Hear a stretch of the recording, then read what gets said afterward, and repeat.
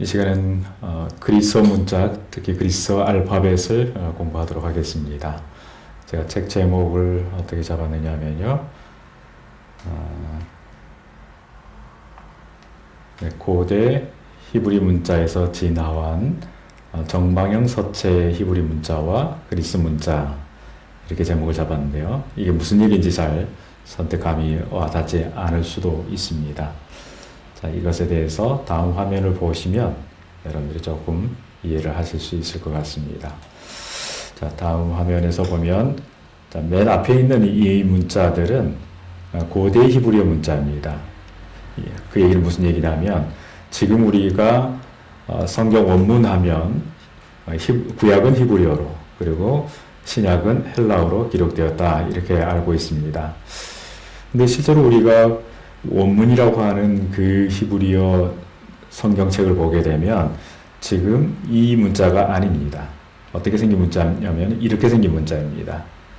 엄밀히 따지면 지금 성경 히브리어 성경의 이 문자는 원래 구약 시대 때, 그러니까 이스라엘 통일왕부터 시작해서 또는 분열왕국 시대 때 사용되었던 그 문자가 아닙니다. 지금 우리가 이 정방형 서체, 이렇게 정방형이라는 게 네모 반듯한 형태를 얘기하는 거죠. 히브리어, 지금의 성경 히브리어 문자는 이 정방형 안에 거의 들어오는 그런 문자들이라고 볼 수가 있습니다.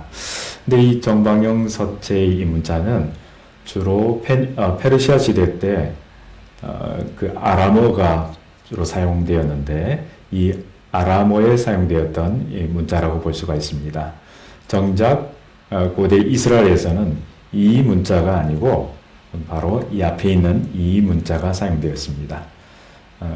근데 이 문자는 히브리어에서만 이 문자를 사용한 게 아니고, 고대 페니케아라든지 또는 이스라엘 옆에 있었던 지금의 요르단 땅이 있죠. 거기에 암몬, 모압 이런 나라들이 있지 않습니까? 그것도 굳이 얘기하자면 암몬어, 모압어 이렇게 얘기할 수 있는데, 바로 그 언어들도 바로 고대 히브리어와 똑같은 이 문자를 사용을 했습니다. 자, 그렇게 보면 우리가 어떤 생각을 또 할 수 있냐면, 이 문자 순서와 고대 히브리어 문자 알파벳 순서와 헬라어 이 알파벳 순서를 보게 되면 굉장히 비슷하다는 걸 알 수가 있습니다. 심지어 이름도 비슷합니다. 한번 보십시오.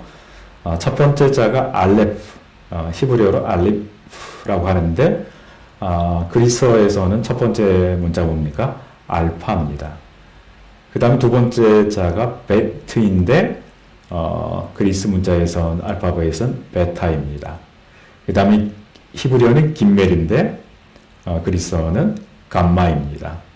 네 번째는 히브리어가 달렛인데, 그리스어에서는 델타입니다. 이 순서와 이름이 거의 똑같지 않습니까? 그래서 원래 이제 우리가 영어의 알파벳이라는 말이 원래는 그리스 알파베타에서 온 말이지 않습니까? 근데 그리스어의 알파베타라는 이 말은 원래 히브리어의 알렙, 알렙벳이라는 말에서 온 것이라고 볼 수가 있습니다. 어떻게 해서 이런 유사성이 생겼느냐? 이 고대 히브리어 문자를 함께 사용했던 페니키아 사람들이 원래 지중해를 무대로 해서 국제 무역을 많이 하던 사람들이었습니다. 이 사람들이 약 주전 1000년경에, 이거는 학자들에 따라 약간의 오차가 있긴 하지만 대략 한 주전 1000년경에 고대 그리스의 이 문자를 그들이 전수했다, 이렇게 알려져 있습니다. 그러다 보니까 그럼 결과적으로 어떻게 되냐면, 바로 이 고대 히브리어 문자에서 나중에 히브리어는 이런 형태로 발전을 했고, 그리고 똑같은 이 문자에서 그리스에서는 이런 형태로 발전했다, 이렇게 볼 수가 있는 것입니다. 그러니까 이게 이제 원래 이 모습이 어떤 모습이냐면 황소 모습이거든요. 황소 여기 뿔이 이렇게 달려 있고, 근데 방향이 좀 밑으로 바뀐 거, 이렇게 바뀌었고, 여기서는 조금 형태가 위로 이렇게 바뀐 이런 모습이라 볼 수가 있겠죠. 그러니까 원래 근원은 이 같은 데서부터 여기서도 벳은 그리스에서는 이렇게 발전했고 또 아람어 즉 히브리어 후대 히브리어 문자에서는 또 이런 식으로 변해다 볼 수가 있습니다. 얘는 또 감마 그리고 히브리에서는 기멜 생김새도 비슷하고 이름도 비슷하고 그러니까 성경의 언어라는 것이 히브리어 또는 아람어 그리고 헬라어 그리스어인데 결국에는 한 뿌리에서 이렇게 분기되었다 그리고 서로 이렇게 진화되어서 발전했다 이렇게 볼 수가 있어서 어떻게 보면 한 문화권에서 퍼져서 나간 발달된 그 형태가 나중에 역사가 흘러서 결국에는 하나는 히브리어 이제 후대 문자로 그리고 그리스 문자로 이렇게 발전했다고 볼 수가 있겠습니다. 물론 여기서 제가 언급하고 있는 이 모든 것들은 이제 대문자들인데 나중에 이제 이 대문자에서 알파가 소문자로 이렇게 되고 베타 그 다음에 감마 델타 그 다음에 엡실론 그 다음에 바브 윕실론인데 이렇게 윕실론 그 다음에 제타 그 다음에 에타 세타 뭐 이런 식으로 소문자로 또 이렇게 구분이 되는 거죠. 그 다음 페이지를 보게 되면 지금은 이제 이 부분은 이런 게 있었다. 고대 히브리 문자 또는 페니케 문자에 이런 형태가 있었다 정도만 아시고 우리가 이걸 전문적으로 하지 않으면 여기까지 알 필요는 없으니까요.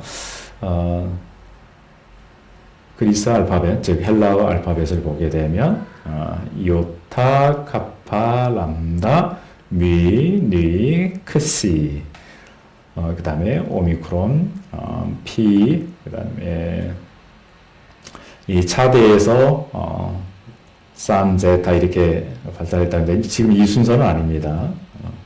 그리스 순서가 조금 이 순서에 맞추다 보니까 이렇게 된 거예요.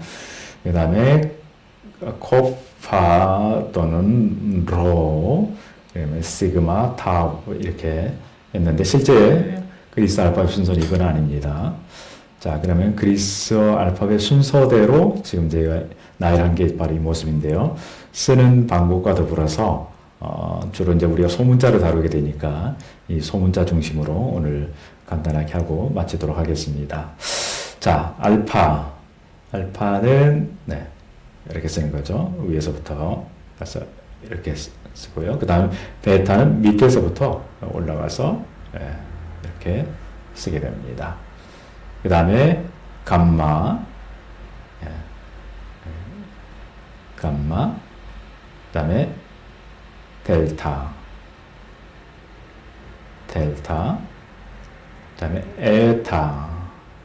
네, 에타를 이렇게 쓰기도 하고 또 어떤 사람들은 이렇게 써도 됩니다. 에타. 그 다음에 제타, 제타,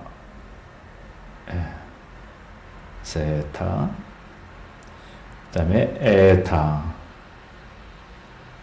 우리가 하나님 표시할 때 이렇게 많이 표시해요. 테타.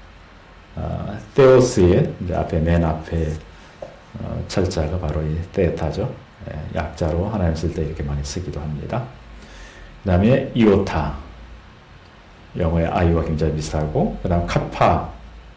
카파는 영어의 K와 굉장히 비슷하죠. 카파. 람다. 람다. 영어의 L과 거의 똑같죠. 그 다음에 미. 그 다음에 뉘. 뉘.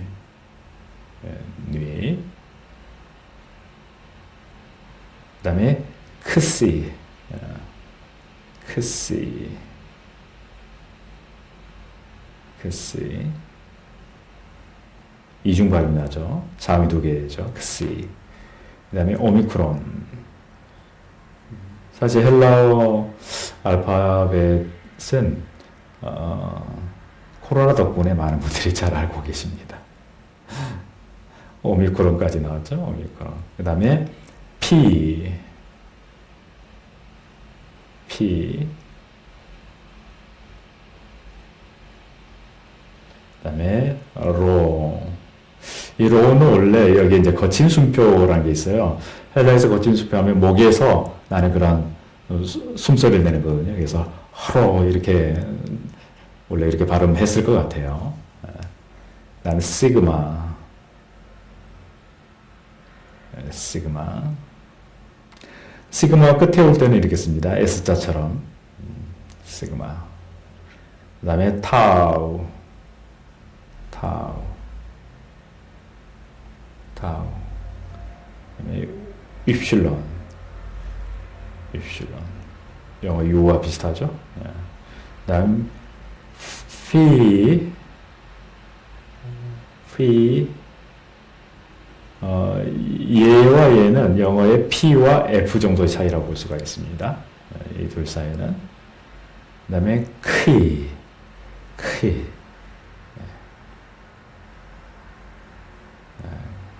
키. 그 다음에 푸시, 푸시.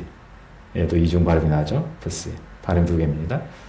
예를 들면 여기서 예를 들면 우리가 psychology 영어로 이렇게 얘기하는데 원래 푸시케라는 그 헬라 말에서 정신, 영혼 뭐 거기서 온 말이거든요. 그래서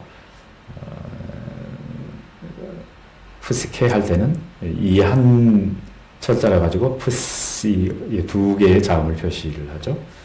그다음에 마지막에 오는 오메가, 네, 오메가. 네. 아마 알파벳 순서와 그리고 그것이 가지고 있는 의미, 음가 이런 구체적인 것들은 이미 스크립트가 나갔기 때문에 그것을 보시고 하시면 될 것 같고요. 쓰는 오늘 이 시간은 이 그리스 문자의 유래와 그리고 쓰는 방법론에 집중해서 잠깐 우리가 살펴보았습니다. 아마 C가 뭐 여러분들 아실 것 같지만 제 얼굴에 가려가지고 혹시 안 보였을 것 같아서 한 번만 그 부분만 더 해보도록 하죠. FC. 뭐 어려울 건 없습니다. 이렇게 쓰면 됩니다. 네. 오늘은 여기까지 하고 마치도록 하겠습니다.